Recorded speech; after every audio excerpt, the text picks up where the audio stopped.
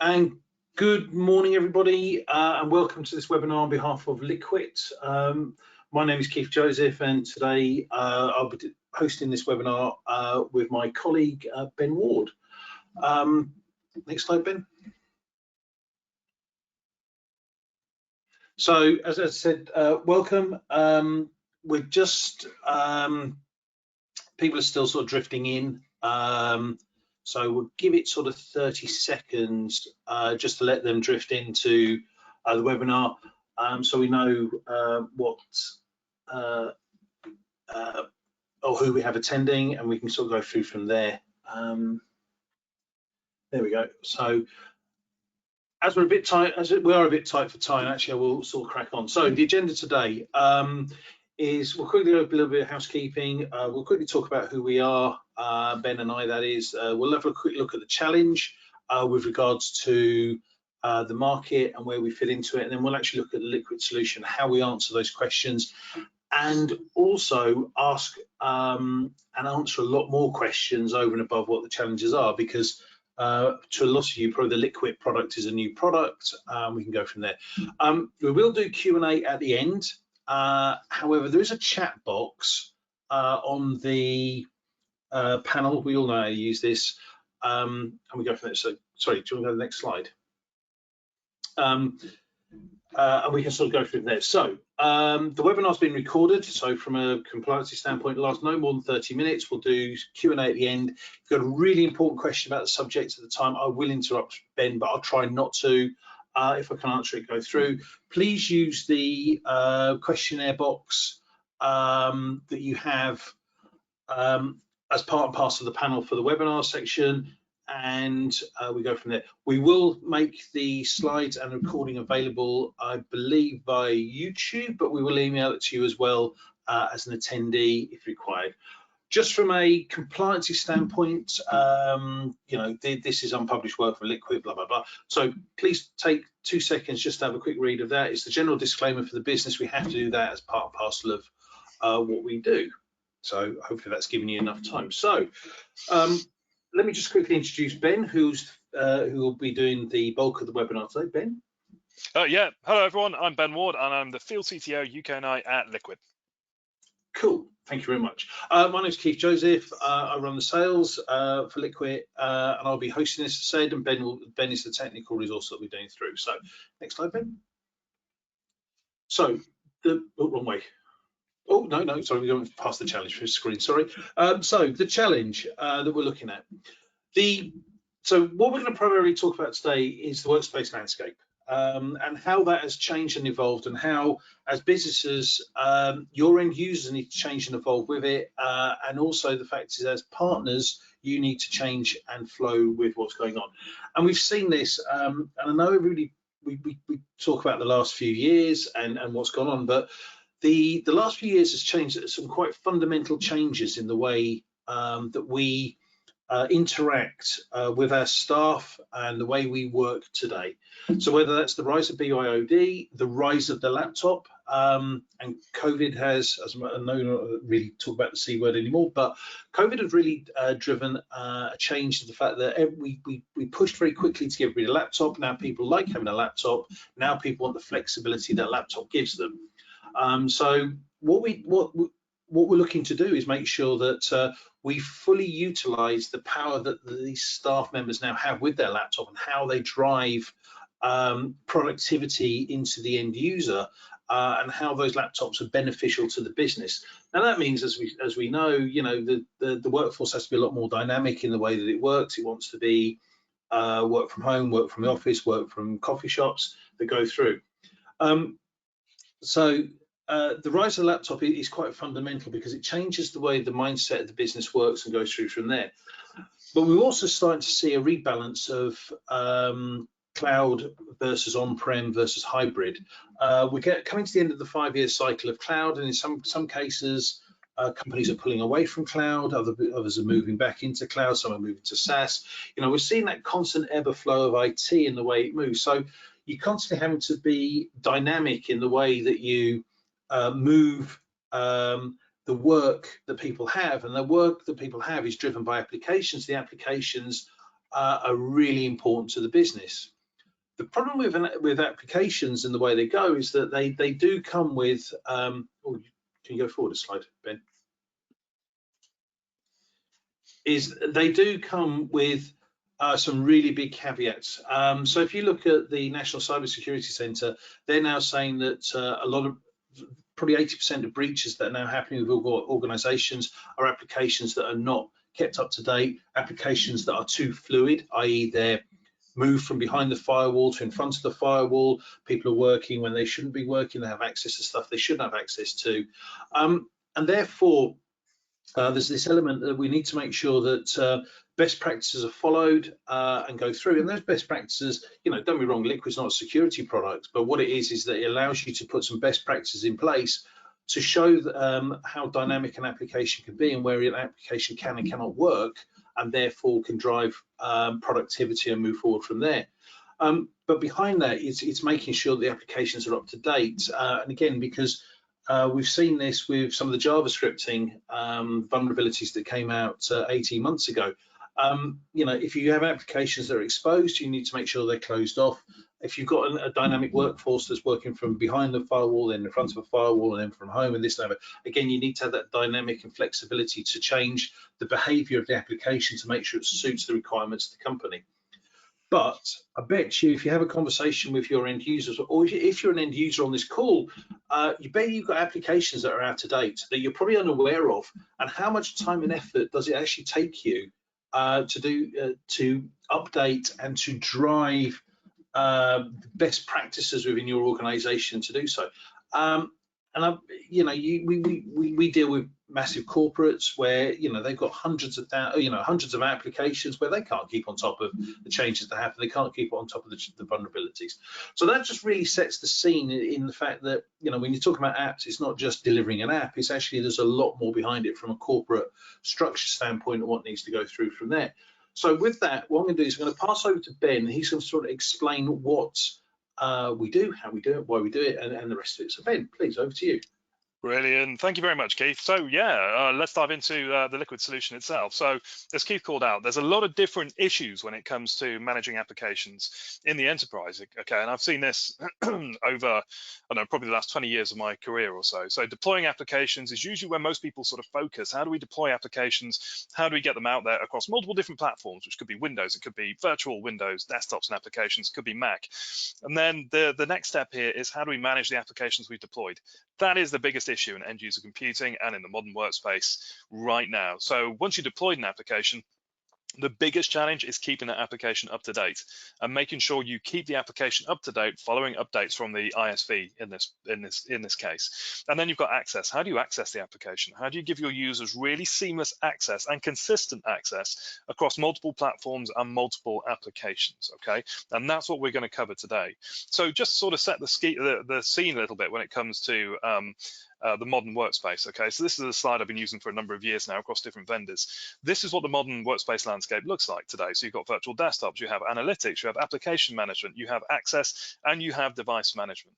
Where Liquid plays in this space is right here. Okay, so we can do all of the application delivery and all of the application management and provide application access. And we can do this in tandem and in conjunction with the likes of Microsoft Intune, and we'll go into that in a little bit of detail a bit later on, or VMware Workspace ONE. So whatever you're using as your unified endpoint management platform, Liquid will fit on top of that to really take application delivery and application management to the next level.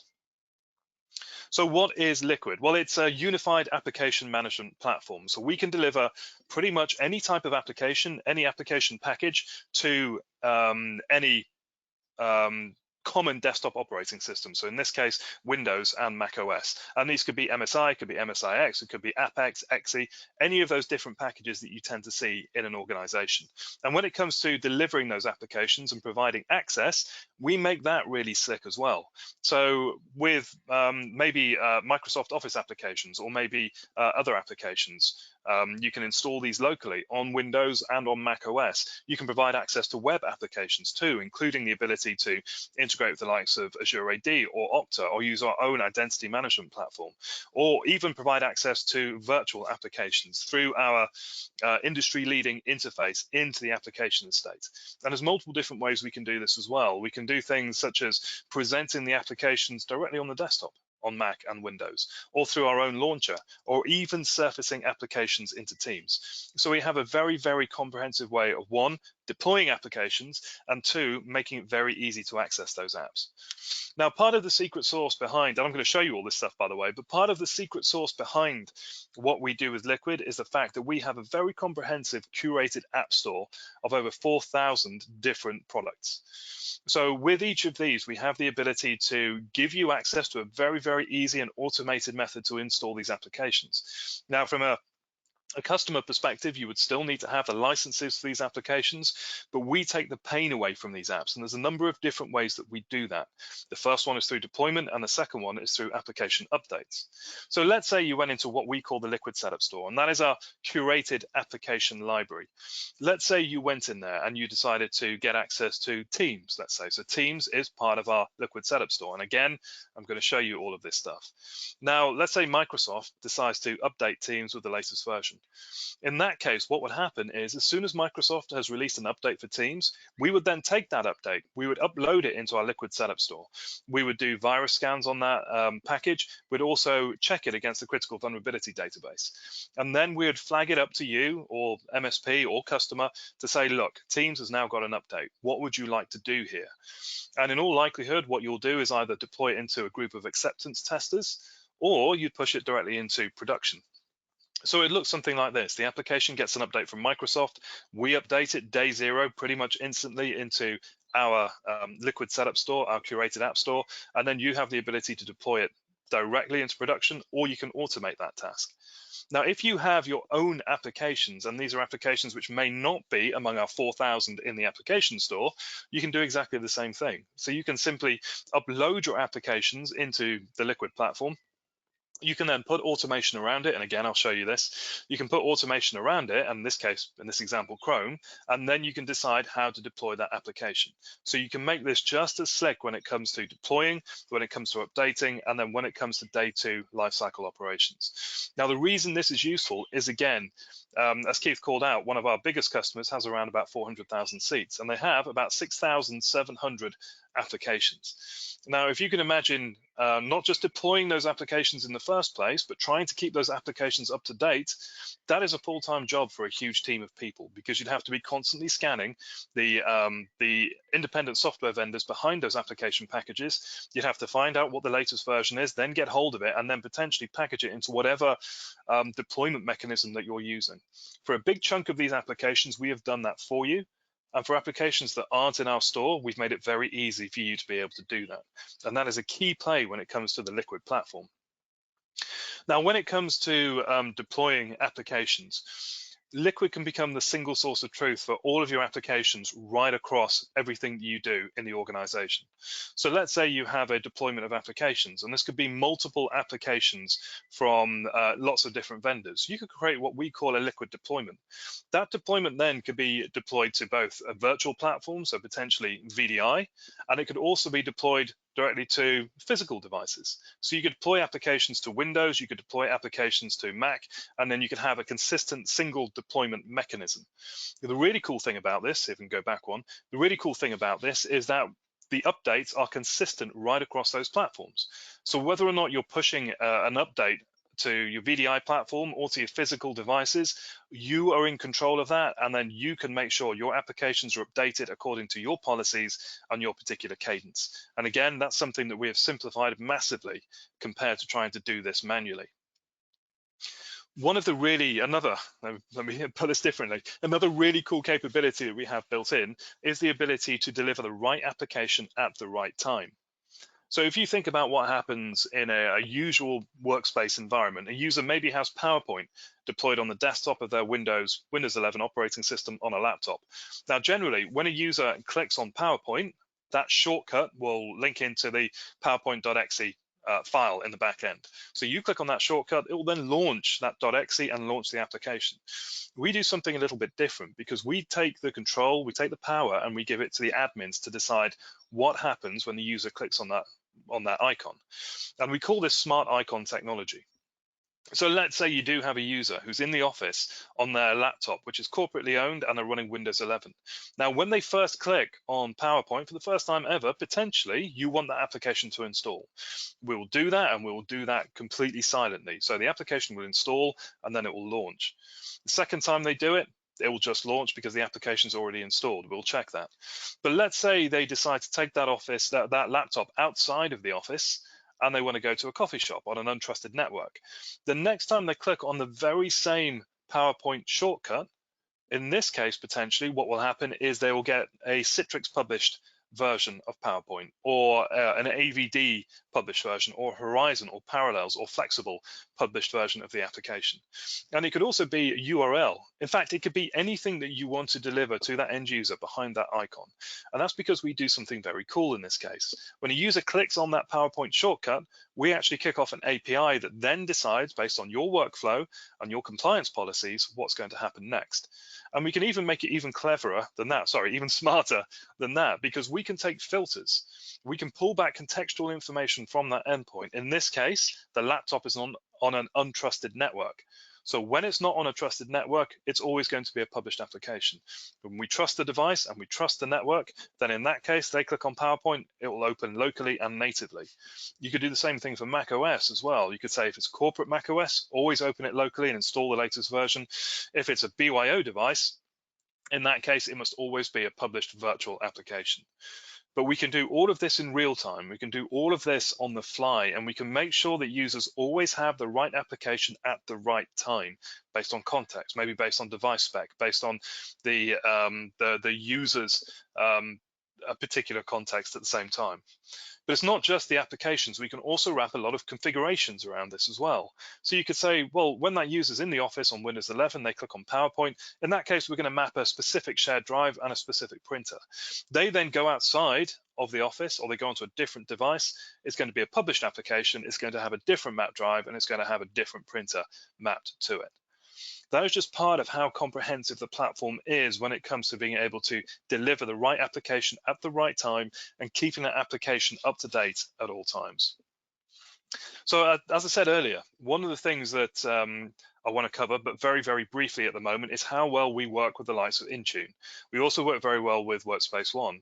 But from an Intune perspective, we add a lot of capabilities on top of what Microsoft does. Microsoft is pretty much the leader when it comes to providing unified endpoint management capabilities, the ability to update Windows operating system, the ability to control and manage macOS and mobile devices. On top of Intune, what we can offer as Liquid and the Liquid platform is the ability to take your application delivery game to the next level. So the ability to deploy native Win32 applications, which is still the vast majority of applications out there. So in this case, you can deploy those Win32 applications as you are currently doing, maybe with SCCM, or maybe with group policy, or maybe with any other tool without having to repackage those applications at all. We can also deploy applications natively to Mac OS. On top of that, we have that curated app store of 4,000 plus applications that you can deliver to. If you use Autopilot, or if you use out-of-box enrollment, out-of-box experience with Windows, then we can simply, once that step has been done and the device has been enrolled into Intune and into Azure AD, then Liquid can take over and deploy the applications and keep those applications completely managed from then on out. So it gives you the ability to completely integrate, but have that really, really powerful application delivery as part of your modern workspace. And again, any questions on that, please ask. So as Keith called out, one of our big case studies was a large bank, one of the world's biggest banks, and it would take them 6 days to package each of their applications. And that's just the initial package, because every application that then has an update, you have to repackage it. And usually there's a cost, at least a cost in terms of time, if not financially. So in this case, by using Liquid and the really easy and native way we can deploy applications, save the bank over their 6,500 or so applications, around about $8 million. We also enable enabled with the smart icons technology I've showed you the ability to contextually deliver applications based on user requirements, and also enable them to collapse a lot of their legacy application deployment tools straight into the Liquit platform. So I want to show you what this stuff looks like, okay? Before I do that, if you want access to a demo environment, let us know, okay? In fact, I'll come back to that slide. I went through it quite quick. And then you can scan the QR code and we can give you access to a demo environment. So what I'm going to show you now, and the reason I'm doing this via video is because it's just easier, because I want to show you Mac and I want to show you Windows. So what you can see on your screen at the moment is Windows 11. And this is a Windows 11 running the Liquid launcher. You don't have to use the launcher, it's there as an option. So you've seen what an app catalog looks like, but in this case, I go into the launcher, I can then subscribe to various applications. In this case, I'm going to subscribe to Office apps, so Excel, Word, Outlook, PowerPoint, etc. So when I've clicked on those, when I've subscribed to them, then what's happened is all the icons have appeared down the left-hand side. And if I click on Word, what's going to happen then is this is going to silently install Word in the background. Once it's installed, it will then launch. Now, obviously, this is a first time operation. Every subsequent time I do this, Word will already be installed and it'll just open instantly. So there you go, Word is installed. It's ready to go for me to use.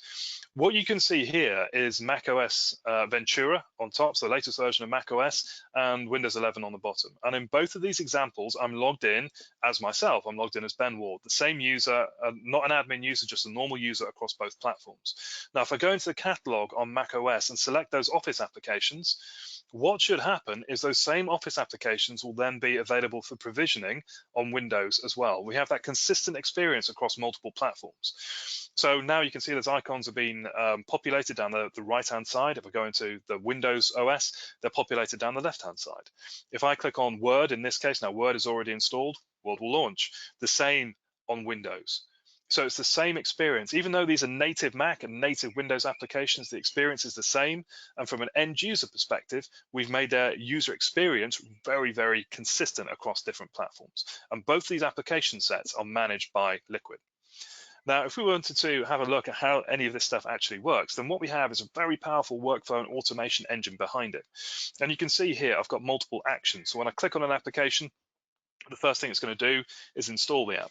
Then when it comes to launching the application, we can decide what happens. And you can see here for Mac app, but for Mac OS, it will launch the Mac app. For Windows, it will launch the Windows app. And in this example here, what it's doing is it's going to open a URL. So these are all different steps that we can specify. What I'm going to do here is enable the URL capability, and then go to drag this to the top of the precedence list. So in the absence of any filters, this will be the piece that takes effect. Okay, so what I need to do now is take this new workflow and take it from development and drop it into production. We can drop it into test, we can drop it into acceptance testing. I'm going to drop this straight into production. I like to live on the wild side. I'm going to click on confirm. That's now live. And what that means is the next time the user clicks on Excel, what's going to happen is hopefully Excel, instead of launching the locally installed version of the application, and you can see here what we're doing, we're kicking off an API rather than a local install. What's going to happen hopefully is that it will launch a browser, and we can specify which browser. It will launch the browser and then it will open office.com/Excel. So there we go. So in this case, the user's experience, even though they're clicking the same shortcut, the user gets a different experience and they get the application delivered in a different way. And we can do that with multiple different types of application delivery. This is just the URL. What I'm going to show you next is what this looks like if you wanted to instead have a published application. So if I go back into packages, you go back into Excel, you can see here I've now got a new option. And that new option is launching Excel through Horizon. It doesn't have to be a Horizon, it could be AVD, it could be any virtualization platform that you want to use. So I'm going to drag that to the top, I'm going to make that active, I'm going to take that from development, drop it into production, and then I'm going to click confirm. So again, the same process. When the user goes back, clicks on the shortcut for Excel, what's going to happen this time is it should launch the Horizon client and then launch Excel for the end user. So that's how you can change what happens when a user clicks on the shortcut. And you can see this case, this is on Mac OS rather than Windows. It would work exactly the same on Windows. One of the really cool things we can do about this, with this, is we can actually make it a dynamic application delivery capability. So rather than you having to go in and then change the precedents, you can put filters on there. So you can say, well, look, we only want this to kick off when a certain filter condition is reached. So if I go into filters here for Horizon, I can create a whole load of different filters. I could choose which platform. So maybe it's only ever going to be on Mac OS that will launch Horizon, or it could even be the platform version. You could say, well, actually, if it's older than Windows 11, then in that case, it's always going to be a published application.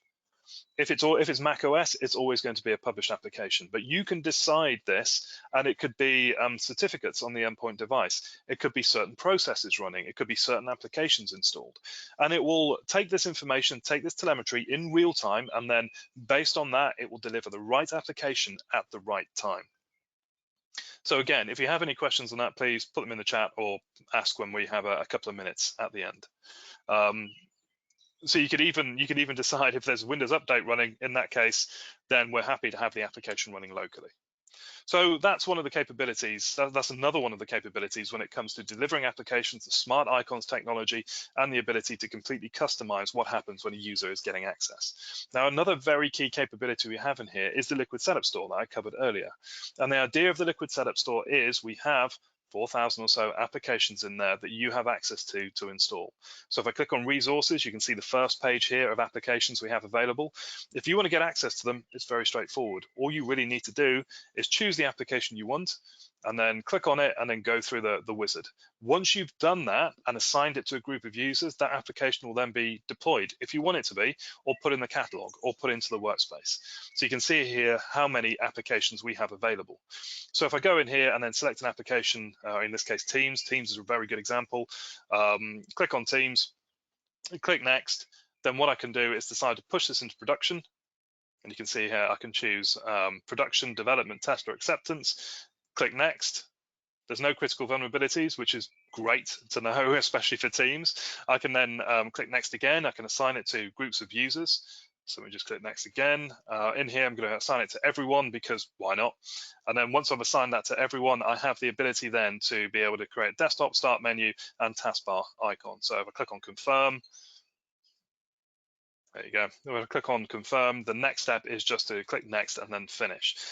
What will then happen is the application, in this case, the Teams package, will be pulled from the Liquid Setup Store, put into my local zone, and then made available. So that application is then there and ready to be configured and pushed out to all users. So it's very, very straightforward. There's no packaging, there's nothing else I had to do. And when that application gets updated, I can actually push out that application in a really seamless way. If I go into the catalog now, you can see I've got Teams. If I click on Get, what will happen is Teams will start installing. If I go into Workspace, click on it, Teams will start installing. It will create the shortcut straight away. You can see the shortcut on the left-hand side, and then we're good to go. So there's about another minute left of this video, then I'll hand back over to Keith and see if we've got any questions. So if I go back into connectors, the really cool thing we can do here is we can let you know if there's any updates for any of those applications. You can see here I've got one update. This happens to be Microsoft definition updates, but as soon as a vendor has released those updates, we know about it, and then what we'll do is we'll flag it up to you and give you the ability to either automate those updates or to take some control and deploy them as and when you want to deploy those updates. Okay, so that brings me to the end of my section of the presentation. So let me stop sharing the screen. Great stuff. So Keith, are there any questions on the chat? Yeah, I mean, it might be worth just putting the demo QR code on the screen. There's just a couple of questions come through. VPN. How do we integrate with VPN with using external applications and data? Oh, that's a great question. So the automation engine is incredibly powerful. So let me just share my screen again. Can you see the QR code, Keith? Yeah. Perfect. So what we can do, and we have customers doing this, if you have a particular line of business application that needs access back to the data center, then what we have some customers doing is when they click on that application for the first time, what actually happens is the VPN client gets installed with all of the configuration wrapped around it and credentials to start up a VPN connection back to the data center and then give them access. And only when that is on, installed, and active does the line of business application work. Okay, so we can do that seamlessly, and we can do all of that as part of a wrapped workflow process. So hopefully that answers your question. Cool. And the second question was actually just on VPNs then. Can we do that on a per application, or has it got to be a general? It depends on the VPN tool that you're using. If it's something like OpenVPN, it will be a general OS-wide VPN connection. If it's something a bit cleverer than that, maybe something like Cisco AnyConnect, then you can do it on a per application basis. Cool. And the second one question was around identification, MFA, Okta, Active Directory, and how we integrate with those, and how we allow users to have access via using control mechanisms. Yeah, so if you're using any IDP like Okta or Azure AD, then this doesn't get in the way of that. So if you want to do single sign-on configuration, then by all means go ahead. If you've got SaaS applications that need MFA, then absolutely we can integrate. You can select your IDP, so you can put in whether or not it's going to be Okta or if it's going to be Azure AD. In fact, we have a connector for Okta, a push and pull connector, so we can pull applications from Okta into Liquid and deliver them that way, or push Liquid applications into Okta and you can continue delivering them using that process. Cool. And they were the questions that we had. Actually, sorry, there was one. No. Sorry, that was fine. Cool, because it was just carry on from the last one. So with that, I think we've come to the end of it. Hopefully you found that useful. We'll put our contact details on the screen, if that's okay. And if you do have any questions that do come up from this webinar, just let us know. You know, you can see the details there. If it's technical, please give Ben a contact direct. If not, there is a company YouTube channel, so please have a look at that. That's just youtube.com/Liquit. You'll find us. We're very active on LinkedIn, so there's a lot of information posted on that. Or you can go to liquit.com, and in there, there's everything from, as you saw earlier, the benefits of the demo environment. There's the training. There's the partner information if you need to, and other bits and pieces on the product. There'll be very shortly some additional videos that are going around Glassboards about sort of looking at how we do stuff in a bit more detail. So we're trying to make this as open as possible. But with that, hopefully you found today of interest. Thank you very much for your time, Ben. Thank you, everyone. Great talking to you. Perfect. And on that note, I shall let you get on. Thank you very much. Bye-bye. Bye-bye.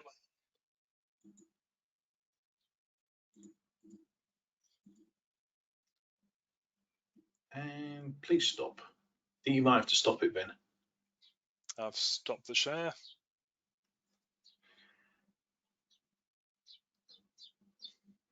Come on, stop.